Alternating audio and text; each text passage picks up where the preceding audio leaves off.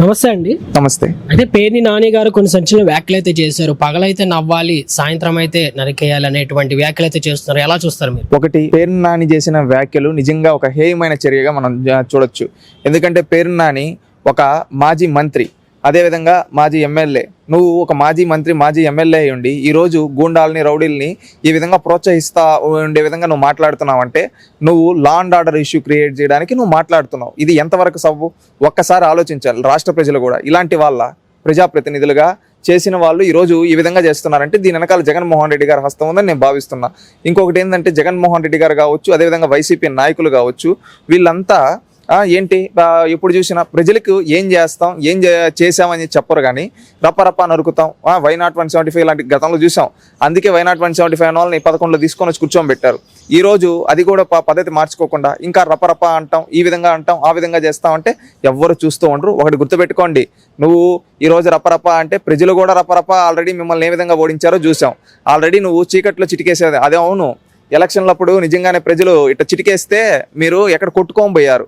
ఈరోజు ప్రజలని మీరు తక్కువ అంచనా వేస్తూ ఏది పడితే అది మాట్లాడతాం, ఏవి పడితే అవి చేస్తామంటే కరెక్ట్ కాదు. మొన్నెవరో మీ అబ్బాయి ప్రతిపక్షం అన్నాడు. ఫస్ట్ ప్రతిపక్షానికి తేడా తెలుసుకోమని మీ అబ్బాయికి చెప్పు. ఇంకొకటి, ఎన్ని రోజులు ఏ విధంగా అంటాం, చీకట్లో చంపేలా. అవును, చీకట్లో అలాగనే కదా బాబాయ్ని వేసేశారు. బాబాయ్ని వేసేస్తే ఈ రోజు వరకు ఆ కేసుల చుట్టూ ఎలా తిరుక్కుంటా ఉన్నారో మీకు తెలీదా?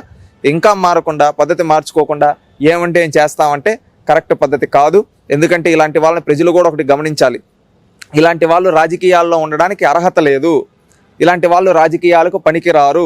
ఎందుకంటే ఈరోజు గోండాయిజం, రౌడీజాన్ని ప్రోత్సహిస్తా, వీళ్ళని చంపేస్తా, వాళ్ళని చంపేస్తా, వీళ్ళని నరికేస్తా, చీకట్లోనే లేపేస్తా, తెల్లారితో పోయి నవ్వుతా అంటే ఇప్పుడు ఇవన్నీ చూస్తుంటే నాకు బాగా గుర్తొచ్చేది ఏంటంటే వివేకానంద రెడ్డి గారి ఇష్యూ. రాష్ట్రంలో ప్రజలందరూ కూడా ఒక్కసారి ఆలోచించండి. వివేకానంద రెడ్డి గారిని జగన్మోహన్ రెడ్డి గారు, అవినాష్ రెడ్డి గారు వీళ్ళంతా ఏం చేశారో అందరికీ తెలుసు. ఈరోజు రాష్ట్రంలో ఉండే ప్రతి ఒక్కరికి బాబాయ్ హత్యని, దాని ప్రత్యర్థుల పైన ఏ విధంగా దోసారో తెలుసు. ఈరోజు పేర్ని నాని వ్యాఖ్యలను మీరు ఒక్కసారి అబ్జర్వ్ చేస్తే వీళ్ళకి ఇదేం కొత్త కాదు. వీళ్ళు ఇలాంటి వాళ్ళే. ఇలాంటి వాళ్ళు రాజకీయాల్లో ఉండడానికి అర్హత లేదు. అది నేను చెప్పేది ఫైనల్గా. మళ్ళీ ఇంకొక అంబటి రాంబాబు కూడా ఏదో మాట్లాడుతూ పోలీసులను బెదిరిస్తా, వీళ్ళని బెదిరిస్తా అంటా ఉన్నాడు. అయ్యా అంబటి రాంబాబు, నువ్వు వన్ టైం ఎమ్మెల్యే ఎందుకంటా అంటే 1989లో ఒక్కసారి గెలిచావు. మళ్ళీ నువ్వు చేసిన తప్పులకు అప్పుడు ఏం తప్పులు చేసావో రేపల్లో ఆ రోజు నుంచి ఇప్పటి వరకు ప్రజలు నిన్ను నమ్మలేదు. మళ్ళీ 2019లో ఏదో పానీలే, వయసు అయిపోయింది, ఏదో ఇన్నిసార్లు అన్నట్టుంటే పానీ అని ఒక్క అవకాశం ఇచ్చారు. ఆ ఒక్క అవకాశంతో నువ్వు ఎన్ని తప్పులు చేసావో చూసాం. ఎవరో సీఎంఆర్ఎఫ్ కావాలంటే దాంట్లో కూడా పర్సంటేజ్ అడిగామని చెప్పి వాళ్ళ బాధితులు వచ్చి బయటకు మాట్లాడారు. అలాంటి నీచ చరిత్ర నీది.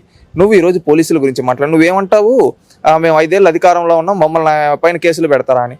నువ్వు తప్పు చేస్తే ఎవడి పైన కేసు పెడతారు. మీ అధినాయకుడు జగన్మోహన్ రెడ్డి పైన కూడా కేసులు పెడతారు. దీంట్లో తప్పే ఉంది?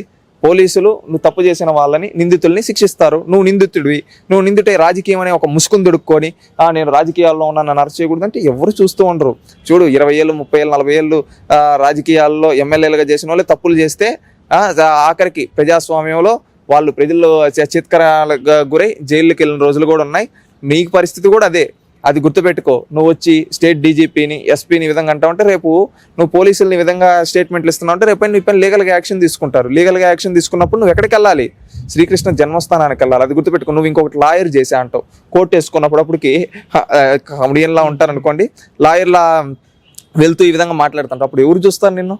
నువ్వు ఒక లాయర్ అయ్యి ఉండి ఈ విధంగా మాట్లాడుతున్నావు అంటే నువ్వు నిజంగా లా చదివి తెచ్చుకున్నావా, కొని తెచ్చుకున్నావా అని రాష్ట్రంలో ప్రజలు అంటా ఉన్నారు.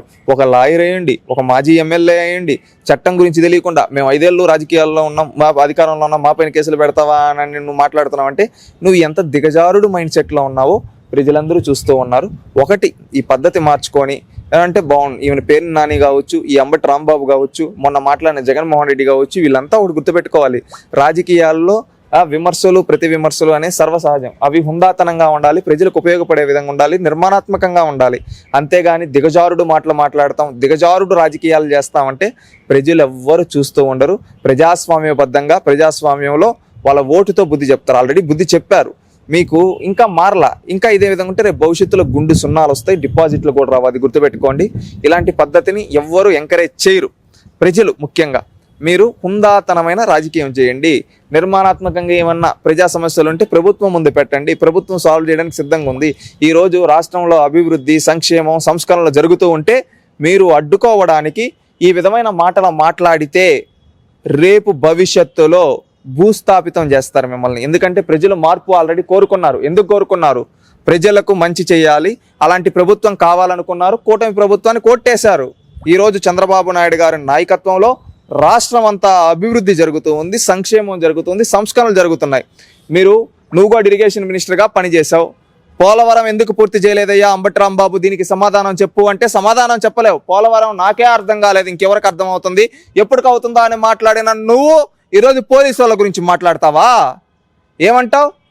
మీ అంతు చూస్తా అంటావా? పోలీసులు అంతు చూడడానికి నువ్వేమన్నా పోలీసులు అంత ఎవరు చూస్తారు? సంఘ విద్రోహ శక్తులు. నువ్వు సంఘ విద్రోహ శక్తి అంబటి రాంబాబు అని సూటిగా అడుగుతున్నావు.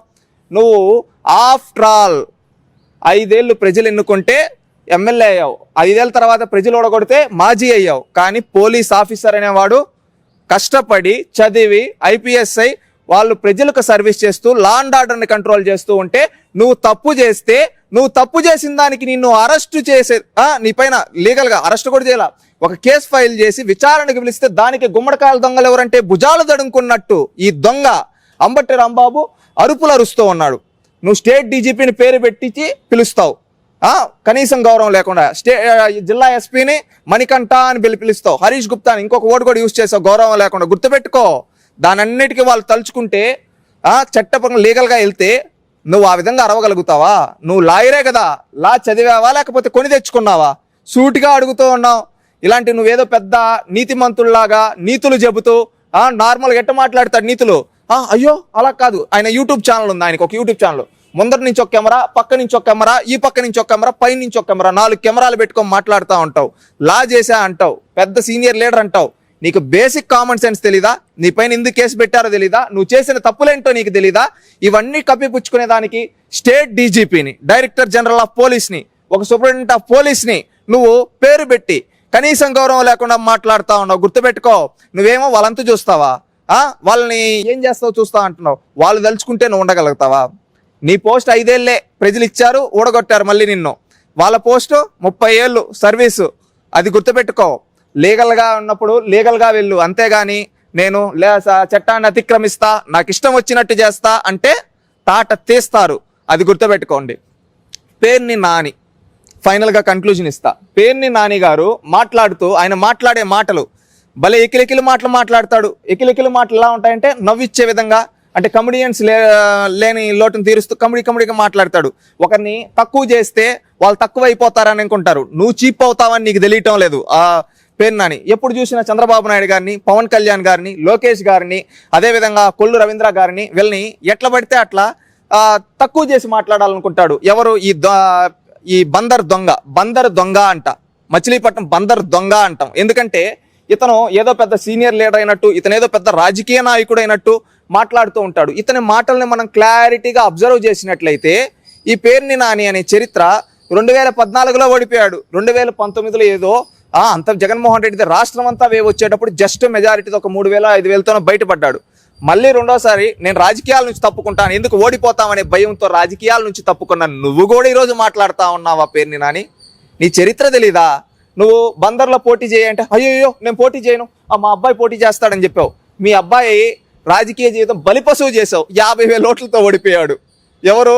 మన పేరుని కిట్టు, అదే మనోడు మాట్లాడడం కూడా రాదనుకోండి. ఇలాంటి వాళ్ళు మీ చరిత్రలు ఎలా ఉన్నాయి? మీరు రపరప అని చీకట్లో కన్ను కొడితే వేసేస్తామని ఇలాంటి మాటలు మాట్లాడితే ఎవరో చూస్తూ ఉండరు. చట్టబద్ధంగా మీ పైన యాక్షన్ తీసుకుంటారు. అందుకు సన్నద్ధం అవ్వండి, అంతేగాని తప్పు చేయకపోతే ఎవరు ఏం చేయరు. తప్పు చేస్తే ఖచ్చితంగా చట్టం ప్రకారంగా చట్టం తన పని తాను చేసుకుంటూ పోతుంది. దానికి రాజకీయం అనే ముసుగును దొడుక్కొని దొంగేడుపులు ఏడుస్తామంటే ఎవ్వరు చూస్తూ ఉండరో గుర్తుపెట్టుకోండి. వీలైతే కూటమి ప్రభుత్వం చేసే అభివృద్ధికి సహకరించండి. అభివృద్ధిలో ఇంకేమన్నా సలహాలు ఉంటే నిర్మాణాత్మకమైన సలహాలు ఇవ్వండి. స్వీకరించడానికి చంద్రబాబు నాయుడు గారు, రాష్ట్ర కేబినెట్ మొత్తం సిద్ధంగా ఉంది. అంతేగాని బురద జల్లుతాం, నోటికి ఏదొస్తే అది మాట్లాడతాం, రప్ప నరుకుతాం, రాత్రి కన్ను కొట్టి తెల్లారికెళ్ళి నవ్వుతూ మాట్లాడతాం. ఇలాంటి మాటలు మాట్లాడితే ప్రజలు ప్రజాస్వామ్యంలో అన్నీ చూస్తారు. ఎలా బుద్ధి చెప్పాలో అలా బుద్ధి చెప్తారు. హుందాతనమైన రాజకీయం చేయడం నేర్చుకోండి. మీరంతా పెద్ద పెద్ద సీనియర్ నాయకులు అని చెప్పుకుంటారు.